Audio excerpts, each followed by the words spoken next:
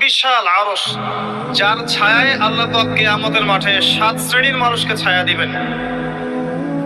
7 শ্রেণী: 1, ন্যায়পরায়ণ বাদশা, যেটা এই বিশ্বে খুঁজে পাওয়াটা পূর্ণিমা চাঁদের মতো।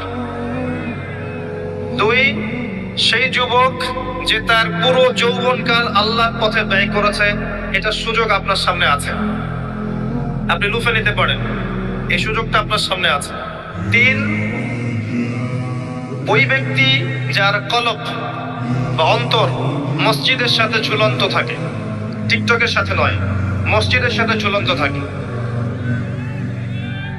এখনকার যুব সমাজের অন্তর অনলাইনে ঝুলন্ত থাকে, দেখবেন। 4, ওই দুই ব্যক্তি, যেই দুই ব্যক্তি পরস্পরকে শুধুমাত্র আল্লাহর জন্য ভালোবাসে।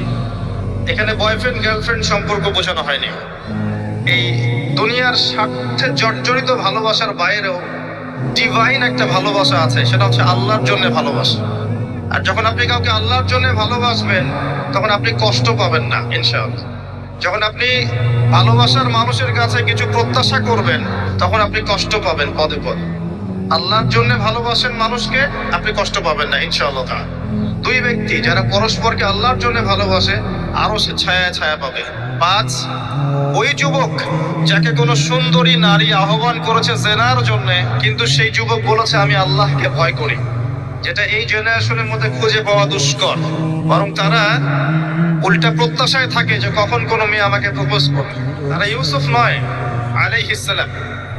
6, ওই ব্যক্তি যার ডান হাত কি দান করছে, বাম হাত খবর রাখে না। ডান হাত কি দান করছে, বাম হাত খবর রাখে না। আমাদের মতো নয় যে অল্প কিছু দান করেই দানবীর টাইটেল লাগিয়ে মানুষের দুয়ারে দুয়ারে যাচ্ছি সাপোর্টের জন্য, এমন নয়।